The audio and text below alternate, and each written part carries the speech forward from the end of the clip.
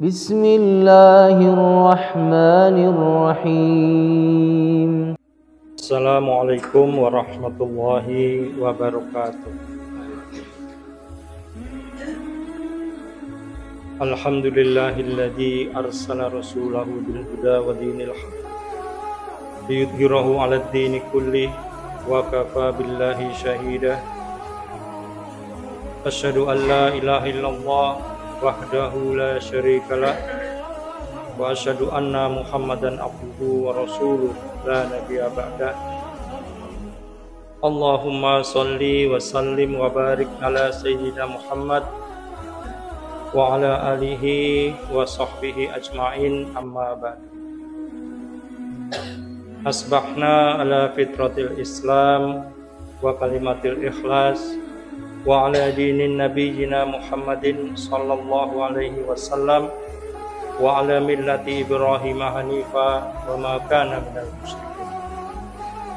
Allahumma inni asbahtu minka fi nikmati wa afiyati wa sidq fa atimma alayya nikmataka wa afiyataka wa sitraka fid dunya wal akhirah. Allahumma ma asbaha bi min nikmatin aw bi ahadin min khalqika wa minka wahdaka la syarika lak wa lakal hamdu wa lakal syukur. Ya Rabbi lakal hamdu kama yanbaghi li jalali wajhikal karim wa 'azimi sultanik. Raditu billahi rabba wa bil islami dina wa bi Muhammadin nabiyya wa rasulah. Rabbi israh li sadri wa yassir li amri wahlul 'uqdatam min lisani yafqahu qawli. Allahumma la sahla illa ma ja'altahu sahla wa anta taj'alul hazna idza syi'ta sahla. Jamaah salat subuh rahimakumullah, mari kita kembali panjatkan puja serta puji syukur kita kehadirat Allah Subhanahu wa taala yang telah memberikan kepada kita begitu banyak nikmat yang kita tidak akan sanggup menghitungnya. Salah satunya kita dibangkitkan oleh Allah pada pagi hari ini, sahur, kemudian berangkat ke masjid untuk sholat jamaah subuh. Kita juga diperkenankan oleh Allah untuk bertemu kembali dengan bulan suci Ramadan yang menjadi doa kita sejak bulan Rajab. Allahumma barik lana fi Rajab wa Sya'ban wa balighna Ramadan. Kita memohon pada Allah diberi berkah di bulan Rajab, diberi berkah di bulan Sya'ban, dan kita mohon pada Allah untuk dipertemukan dengan bulan Ramadan. Nah, kita sudah dipertemukan dengan bulan Ramadan, tinggal kita mau apa di bulan Ramadan. Salawat dan salam semoga terlimpah untuk Nabi kita Muhammad sallallahu alaihi wasallam, keluarganya, para sahabatnya, serta orang-orang yang mengikuti jejak langkah beliau. Mudah-mudahan kita semua merupakan bagian dari orang-orang yang mengikuti jejak langkah beliau hingga kita bisa bertemu di ujung jalan dengan Rasulullah SAW. Amin ya rabbal alamin.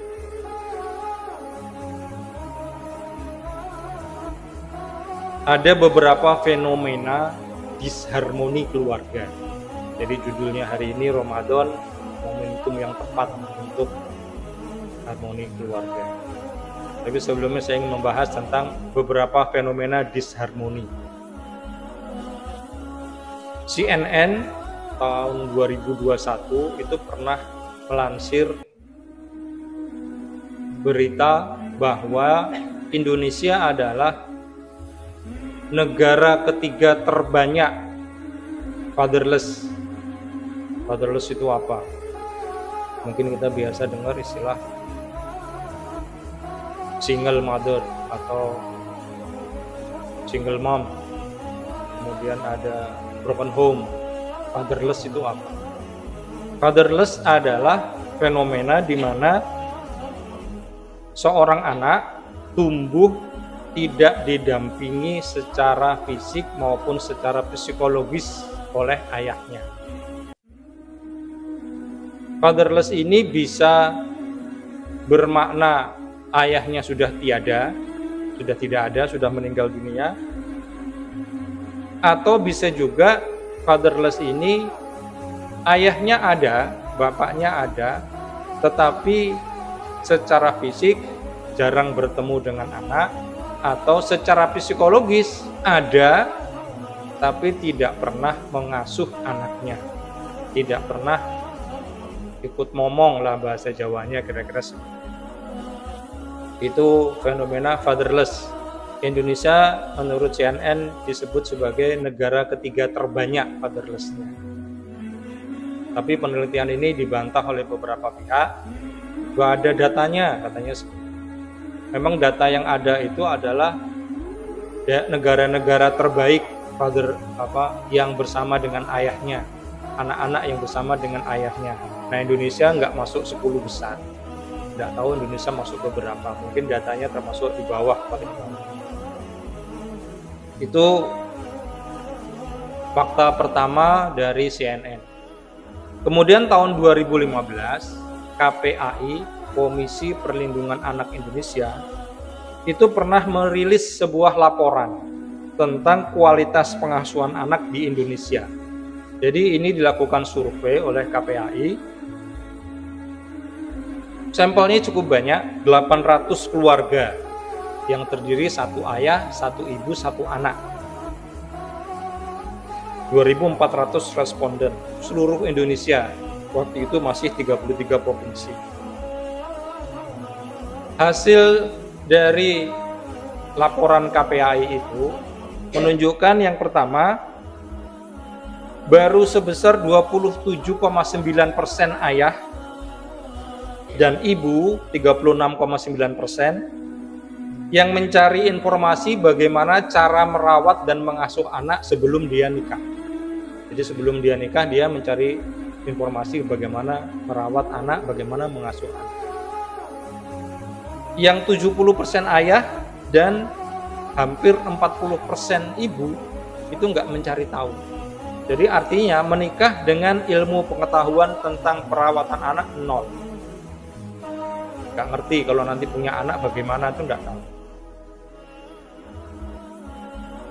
Sementara yang mencari mencari informasi setelah dia menikah, itu yang ayah 38,9 dan 56,2% yang mencari informasi setelah dia menikah.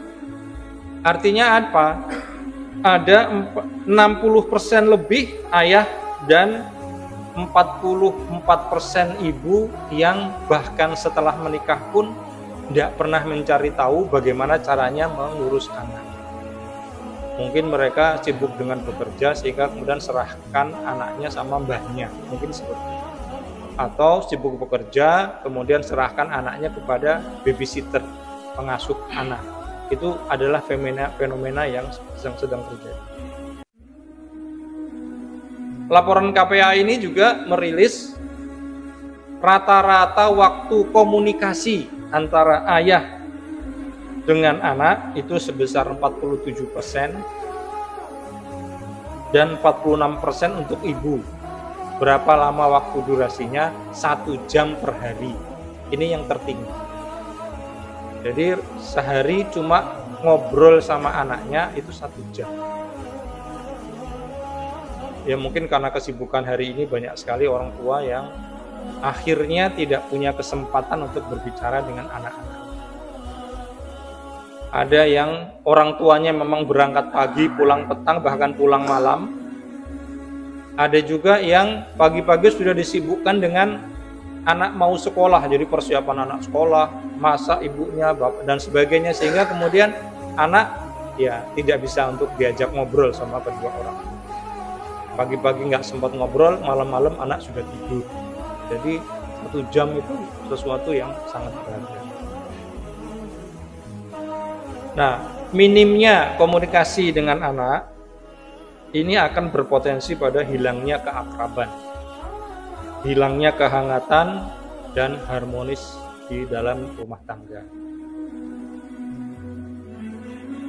Dan kemudian penelitian ini juga menyebutkan 56,5% ayah dan 55,8% ibu memberikan handphone kepada anaknya walaupun masih balita. Yang mengakibatkan apa? Anak akhirnya asik dengan handphonenya, anak asik dengan gadgetnya, dan ayah ibu merasa nyaman karena anak tidak rewel. Jadi ini sesuatu yang luar biasa. Nah, semua data di atas adalah fenomena munculnya disharmoni dalam keluarga. Apa dampak disharmoni? Dampak disharmoni yang pertama adalah anggota keluarga itu jadi stres ketika berkomunikasi. Jadi pas ayah ngobrol sama anak, itu terjadi stres. Entah anaknya yang stres atau ayahnya yang stres. Anak sedang sibuk dengan gadgetnya, diajak ngomong sama orang tuanya. Anak stres, wong sedang asik main gadget kok diajak ngomong, marah. Bapaknya juga marah, ibunya juga marah, anak diajak ngomong kok nggak merhatikan, stres.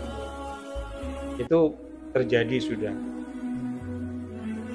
Kemudian anak-anak yang dibesarkan dalam keluarga disharmoni itu menjadi agresif dan kasar, menjadi temperamental, mudah untuk meledak, mudah untuk marah, sumbu pendek kalau zaman sekarang mengatakan seperti itu. Anak-anak ini mudah marah, mudah meledak, karena apa? Karena keasikannya itu sering terganggu. Dan akibatnya ketika itu terbiasa, di sekolah pun sama, di lingkungan pun juga akan sama. Anak menjadi pendiam atau antisosial karena asik dengan dirinya sendiri, asik dengan alam lingkungannya sendiri, dan mengakibatkan nanti dia hilang percaya diri, pendidikannya di sekolah terganggu, prestasinya turun, dan banyak yang mengalami masalah mental saat dewasa. Masalah mental ini apa? Antaranya misalkan banyak kasus sekarang anak-anak perempuan yang hamil di luar nikah. Ada yang SMP sudah hamil, SMA sudah hamil. Karena apa? Karena punya masalah mental. Masalah mentalnya apa? Masalah mentalnya adalah anak perempuan yang tidak dekat dengan ayahnya itu mencoba untuk mencari kasih sayang laki-laki lain selain ayahnya. Karena dia tidak dekat dengan ayah. Akibatnya apa? Baru digombalin sedikit, itu langsung jatuh, kelepok-kelepok lah kira-kira seperti itu. Itu yang akibat dari penyakit mental setelah dia dewasa. Yang laki-laki gimana? Yang laki-laki ketika dia tidak dekat dengan ibunya, maka dia akan mudah mempermainkan perempuan, menggampangkan masalah dengan perempuan. Ini yang terjadi akibat itu disharmoni. Nah, Bapak Ibu sekalian rahimakumullah, selama 11 bulan kita sudah beraktivitas banyak hal yang mungkin dalam 11 bulan itu kita jarang bertemu dengan anak-anak kita. Mungkin dalam 11 bulan itu kita tidak intensif mendampingi anak-anak kita. Nah, saat ini momentum bulan Ramadan, bulan 1000 bulan, bulan yang luar biasa, yang ada 1000 bulan di dalamnya, bulan tarbiyah, maka mari kita coba kembali melakukan harmoni dalam keluarga kita. Harmoni itu maknanya keselarasan, keseimbangan, keserasian antara elemen-elemen yang ada. Kalau dalam musik, harmoni itu adalah keserasian antara bunyi instrumen musik yang satu dengan bunyi instrumen musik yang lain, sehingga menghasilkan nada-nada simfoni yang bagus. Sementara harmoni dalam keluarga berarti keselarasan semua unsur-unsur elemen dalam keluarga. Ayah, ibu, anak itu merupakan elemen-elemen yang berbeda, yang punya karakteristik satu dengan yang lain tidak sama. Nah, bagaimana kita mengorkestrasi elemen-elemen itu dalam keluarga menjadi sebuah harmoni yang luar biasa. Dalam sebuah hadis Rasulullah menyampaikan, khairukum li ahlihi wa ana khairukum li ahli. Yang paling baik di antara kalian adalah yang paling baik kepada keluarganya. Dan aku, kata Rasulullah, paling baik kepada keluarga. Kebaikan ini adalah yang dimaksud dengan melakukan orkestrasi harmoni. Tahu potensi pasangan, tahu potensi anak-anaknya, sehingga kemudian bisa mengorkestrasi menjadi sebuah harmoni dalam keluarga. Ayah yang baik, ibu yang baik, anak-anak juga ikut menjadi baik. Tapi kalau ayah kasar, ibu kasar, anak-anak juga akan belajar kasar dari kedua. Dalam sebuah hadis lain Rasulullah mengatakan, "Man la yarham la yurham." Barang siapa yang tidak menyayangi, niscaya dia tidak akan disayang. Jadi ayah menyayangi anaknya, ibu menyayangi anaknya, atau ayah menyayangi ibunya, itu akan berbalas sayang juga. Tapi kalau ayah kasar sama ibu, anak akan juga kasar sama ibu. Ibu kalau tidak hormat sama ayah, anak juga tidak hormat sama ayah. Itu kira-kira begitu gampang. Sehingga kemudian kata Rasulullah tadi, malam yarham la yurham, maka kita saling berkasih sayang dalam keluarga. Nah sekarang bagaimana caranya supaya kita bisa harmoni, meningkatkan harmonis dalam keluarga selama bulan suci Ramadan? Banyak hal yang bisa kita lakukan. Hal yang paling esensial dalam Ramadan itu adalah kita berlomba-lomba dalam ibadah Ramadan. Nah, bagaimana kita berlomba-lomba dalam rumah tangga kita ini?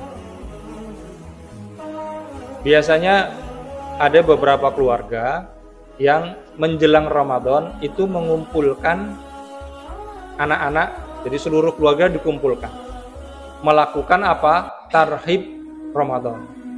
Di masjid-masjid juga banyak ya acara tarhib Ramadan. Sekolah-sekolah juga tarhib Ramadan. Tarhib Ramadan itu menyambut dan menyemarakkan bulan Ramadan. Maka ayah atau siapapun yang dituakan di rumah itu kemudian memberikan panduan-panduan bulan suci Ramadan. Misalkan mengingatkan kembali soal bagaimana kita puasa di bulan Ramadan. Hal-hal apa yang membatalkan, hal-hal apa yang terus dan sebagainya, kita mengulang kembali, merefresh kepada anak-anak kita, kepada keluarga kita. Kemudian apa? Membuat target-target bulan Ramadan. Kita bertanya kepada setiap anak kita, sesuai dengan usianya tentu saja ya. Kamu bulan Ramadan ini mau khatam berapa kali baca Qur'annya? Kita bikin target. Tanya kepada si anak, dia mampunya berapa? Kalau dia hanya mampu, dia misalkan anaknya SMP gitu ya, ya aku mungkin 2 kali ayah, ya sudah 2 kali aja cukup gitu. Jangan dipaksa, masa 2 kali, 3 kali dong, kita jangan usah. Cukup 2 kali. Kalau dia sanggupnya sekali, ya sampaikan sanggupnya sekali. Dan kita ingatkan terus setiap saat di bulan Ramadan. Ketika dia diasik dengan gadgetnya, kita ingatkan, udah baca Quran belum? Kan targetnya 2 kali loh. Kita bisa bilang begitu. Anak yang masih balita gimana? Yang belum bisa baca Quran? Ya lain targetnya. Ada yang misalkan targetnya, misalkan yang sudah bisa puasa beduk, gitu. Dihitung puasa beduknya berapa kali? Kita bilang seperti itu. Dan habis beduk dilanjutkan, bukan habis beduk terus batal terus gitu, bukan.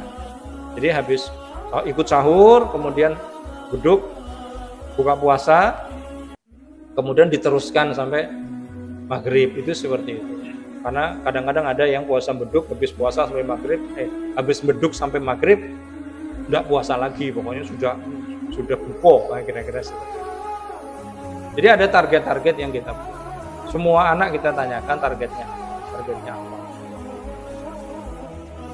Kemudian di bulan Ramadan ada kajian-kajian parenting. Nah itu Bapak Ibu mungkin bisa bersama-sama datang ke kajian-kajian parenting di masjid-masjid dan sebagainya. Ikutin aja kajian parenting. Atau kajian-kajian subuh seperti ini, Bapak dan Ibu juga datang berdua, itu bagus sekali. Bapak Ibu, anak-anak apalagi kalau diajak, itu bagus sekali. Karena apa?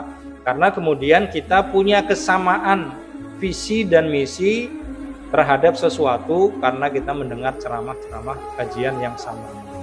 Tapi kalau misalkan bapaknya tok yang berangkat atau ibunya tok yang berangkat, setelah dengar kajian bilang, ya harusnya gini loh ya, bapaknya protes karena nggak merasa ilmunya sama.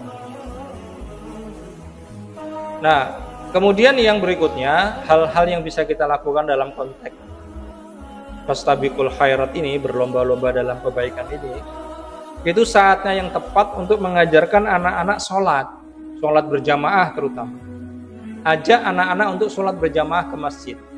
Biasanya Ramadan kita jauh lebih mudah mengajak anak ke masjid daripada di luar bulan Ramadan. Subuh saat Ramadan itu saat paling mudah untuk ngajak anak ke masjid. Isya juga sih, ajak anak ke masjid itu juga mudah karena habis buka terus kemudian kita habis itu kita ke masjid sholat isya. Sehingga kita bisa mengajarkan kepada mereka, anak-anak kita, bagaimana tata tertib di masjid, tata tertib sholat berjamaah tidak bercanda dan sebagainya. Juga bisa mengajarkan pada mereka tentang zakat, tentang puasa, kita ajarkan pada mereka. Ayah ngapain sih kita kok puasa misalkan? Pasti ada pertanyaan seperti itu. Nah kita harus menjawabnya dengan benar. Kemudian ada beberapa kegiatan yang bisa kita lakukan bersama dengan keluarga. Yang pertama adalah kita bisa bersama-sama menyiapkan buka puasa dan sahur. Ajak anak-anak untuk terlibat dalam aktivitas menyiapkan buka puasa dan sahur. Anak perempuan apalagi bisa diajak untuk masak. Anak laki-laki bisa diajak untuk bantu-bantu masak juga nggak apa-apa. Atau bisa diajak bantu-bantu untuk bersih-bersih kalau sudah selesai masak. Cuci piring dan sebagainya. Itu bisa. Bisa bersama-sama membantu membersihkan halaman dan rumah menjelang Ramadan dan selama Ramadan. Ayo supaya puasa kita semakin bermakna, yuk kita bersih-bersih rumah. Itu kira-kira seperti itu. Bersama-sama tilawah, baca Al-Quran supaya anak-anak tambah semangat, ditemani ayahnya baca Al-Quran, ditemani ibunya baca Al-Quran. Itu seperti itu. Bisa juga ayah, ibu kumpul bareng-bareng bercerita kisah-kisah inspiratif atau kisah-kisah Nabi dan sahabat. Tentu saja bapak dan ibunya harus membaca duluan ya. Jangan sampai bapak ibunya nggak ngerti kisah Nabi. Ini sahabat siapa namanya ya? Seperti itu. Bisa. Anaknya jadi bingung, bapak ini cerita apa?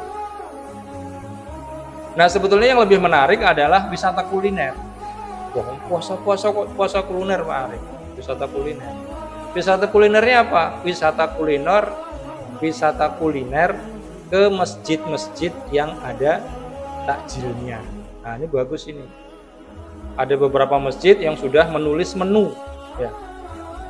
Menu. Jadi hari pertama menunya soto ayam, kedua gulai, yang keempat tongseng, yang kelima bakso. Sudah ada tuh masjid-masjid yang seperti itu. Saya tidak menganjurkan wisata kuliner ke warung ya. Bukan berarti kita nggak boleh buka puasa di warung. Biasanya kalau kita buka puasa di warung nanti sholat maghribnya repot.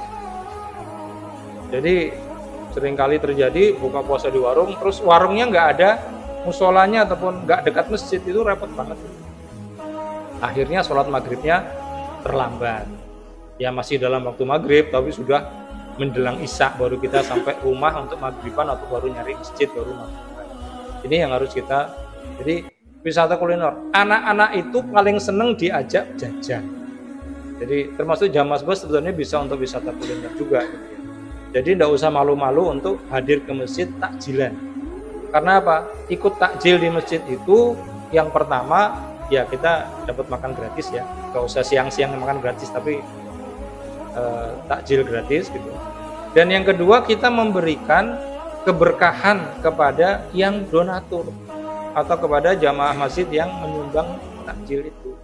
Jadi keberkahannya luar biasa. berbagi pahala pada mereka. Orang yang nyumbang takjil itu, maka pahala semua orang yang berbuka puasa di situ itu dia dapatkan pahalanya tanpa mengurangi pahala orang yang berpuasa itu begitu. Nah, sambil anak-anak bisa kita ajarkan, ya kita nih takjil di sana gratis memang, tapi sebaiknya kita juga infak. Supaya apa? Supaya kegiatan takjil bisa berjalan terus. Yang berikutnya adalah kita bisa silaturahim kepada tokoh-tokoh agama baik lokal, nasional maupun internasional.